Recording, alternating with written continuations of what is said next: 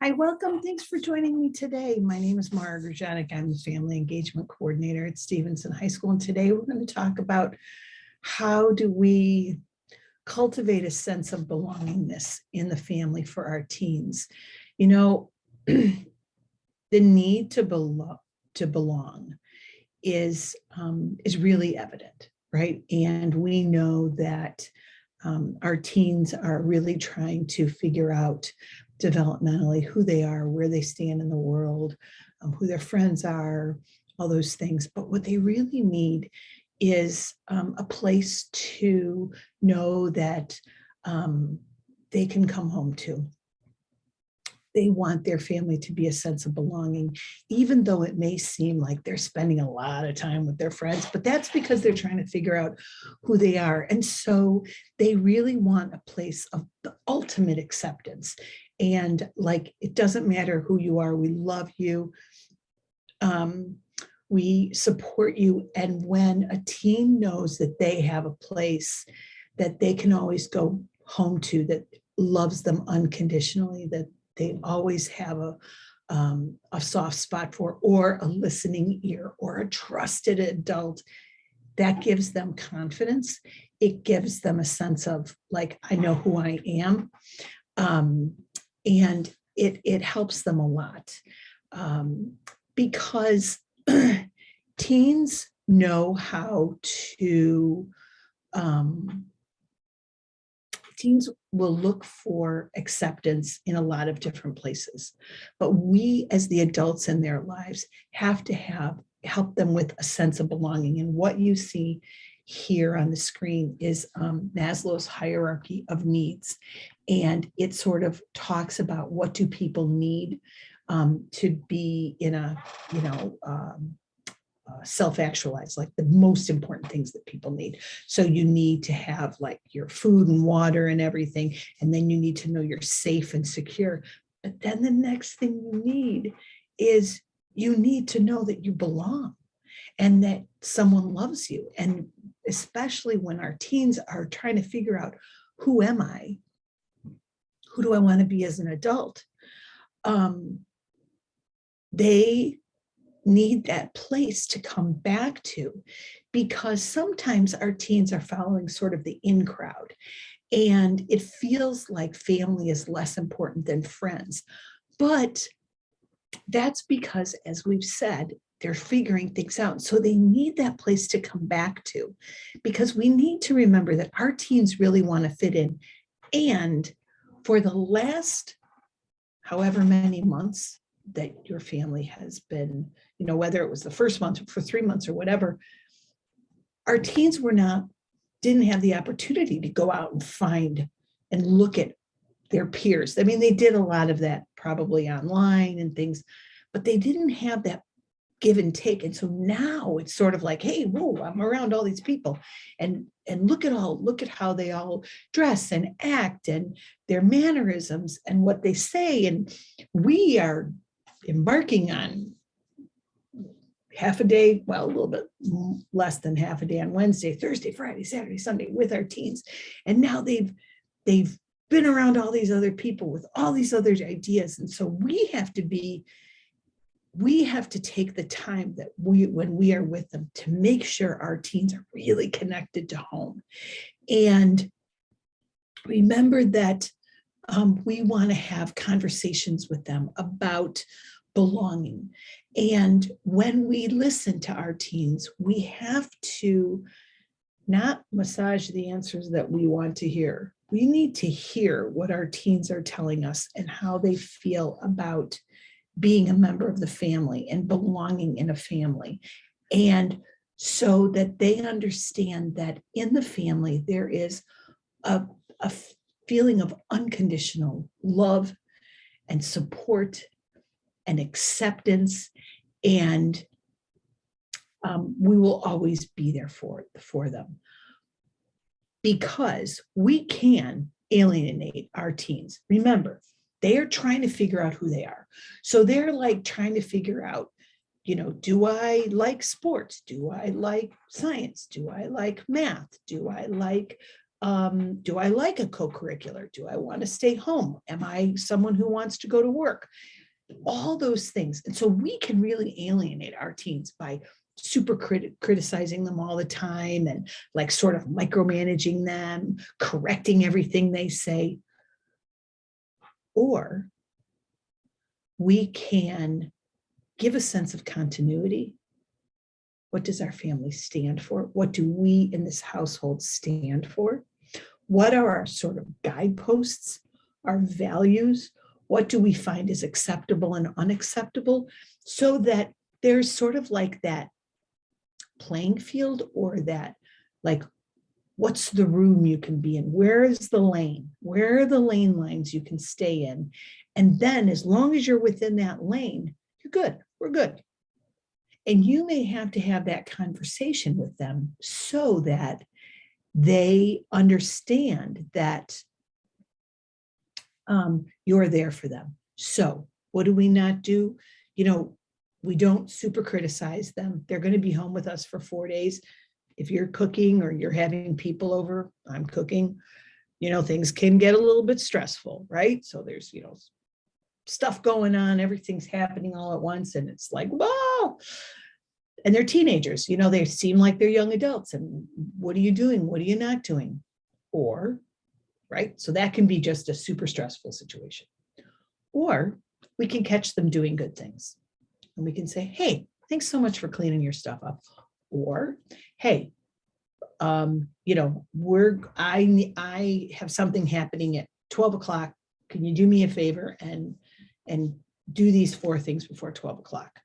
Then you can check in with them if it's 11:59 and they're not done, right? Give yourself a little bit of leeway, right? Like, so you're not telling them get it done right before people come over. And you can check in with them. Hey, I thought we agreed that this was going to be taken care of, so that it's more of an adult type situation. And we're not super criticizing them. If your teen is into things that you're not so much into, or you don't understand, ask them about it. Explain this to me. Tell me about your music. Why do you like this music? Let's talk about these lyrics. Hey, I see that you're singing new songs, or I noticed that you're downloading songs from a new artist, or I know you talked about you liked this for a while in this sports team, or whatever it is, this game. Hey, can you show me how to play your video game? You don't have to love everything they love. You don't have to be into everything that they're into, but it's a good idea for you to take some time and understand what they're into and show them that you're interested in what they're interested in, so that from that, your teen will get a sense of belonging, have a meaningful sense of self-worth, which is when you have self-worth, when you know you belong somewhere, when you know someone loves you, when you know I have a place, right? Then you know I belong somewhere, so I am worth something. I have a sense of self-worth because I know I have a place. Because I have a sense of self-worth, now I have a sense of self-control, which is not to say that if your teen is out of control or gets out of control, or any of us gets out of control, it's because we don't feel a sense of belonging or worth. But one naturally follows the other in teens. So what do we have to do as the adults in their lives? We have to help them come to an understanding of who they are, grounded in who our family is, who are our people, who are we, what do we do, what's our lane lines, what's our guideposts for our teens. And then we have to let them go, which is tough, because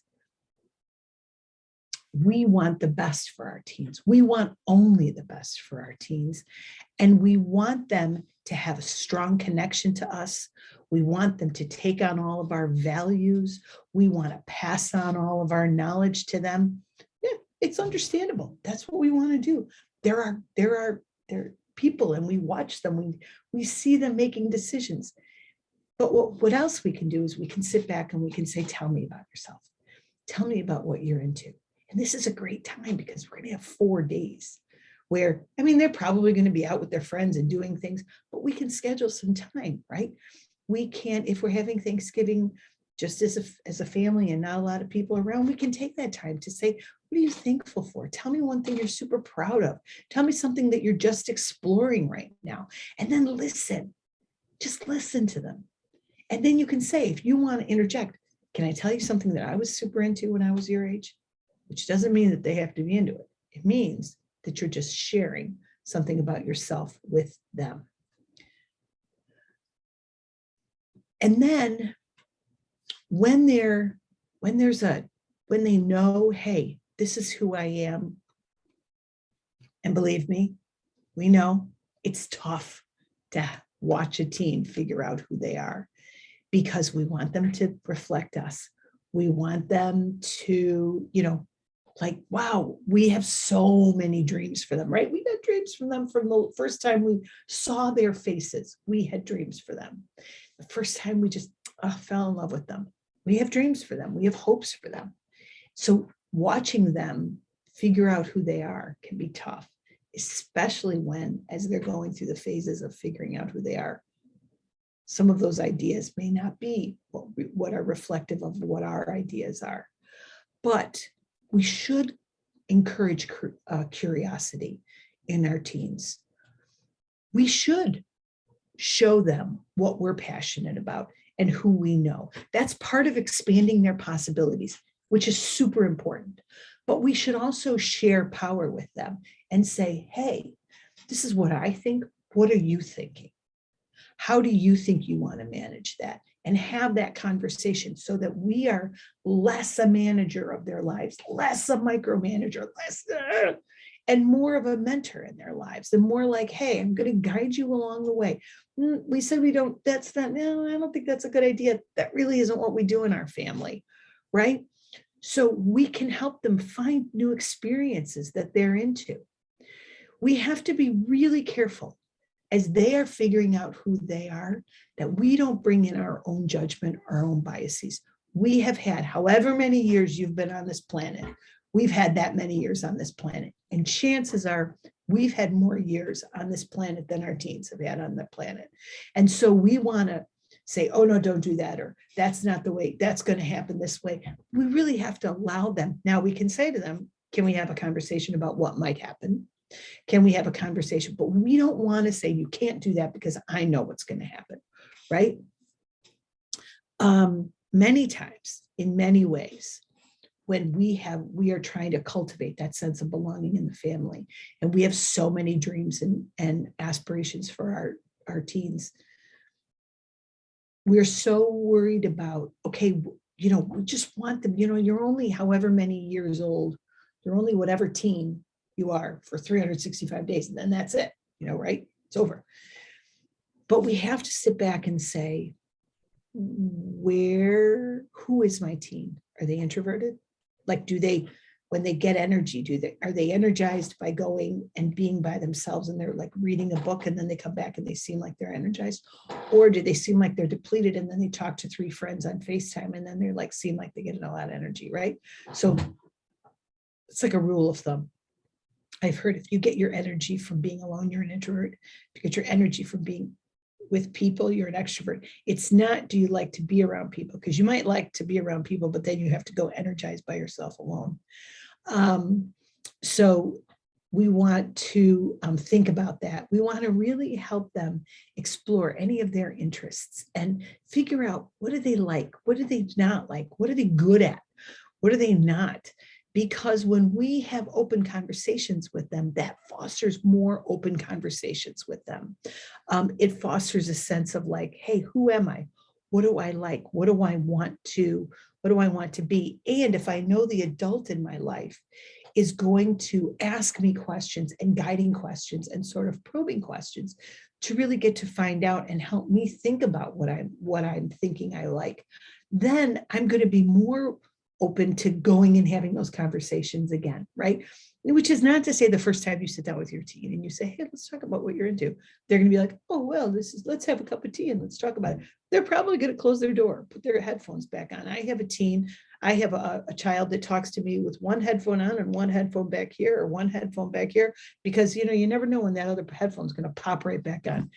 It's crazyville, right? It's really nuts. But the more you sit down and talk to them, maybe these conversations with the headphone someplace is a quickie check-in. But then maybe when you have those quickie check-ins, then you can say, hey, I really want to have a conversation with you. Let's have a seat. And could you come without the headphones on? Leave your phone on the table.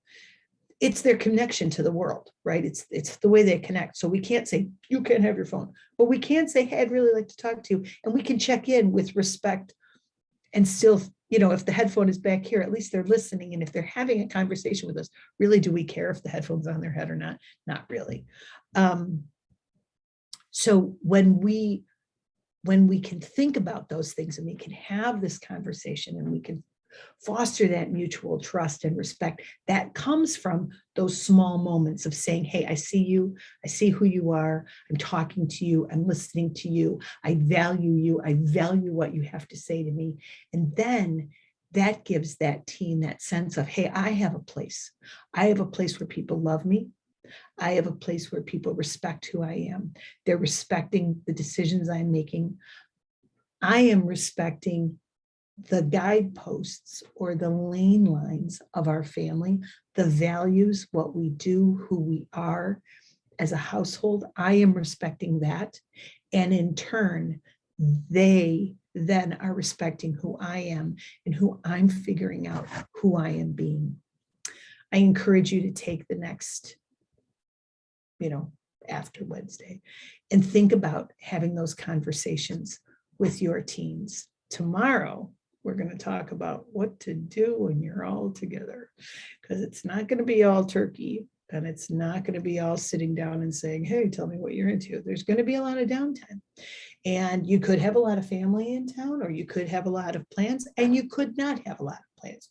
So what do we do when we have a lot of time together and we have a teen that we want to cultivate that relationship with? We want to bring them in. We want to make sure that they feel like a sense of belonging. And what are some little strategies we can do to get to know them, to make them, to reinforce the fact that they belong in our family and we respect them and we value what they want to do and we value their decisions and we value their input? That's what we're going to talk about tomorrow at noon. So I thank you very, very much for joining me today. I hope this was helpful for you and you got something out of it. And I hope that I get to see you all tomorrow when we talk about what to do when you're all together again at noon. Thanks so much. Have a great day, everybody. Bye-bye.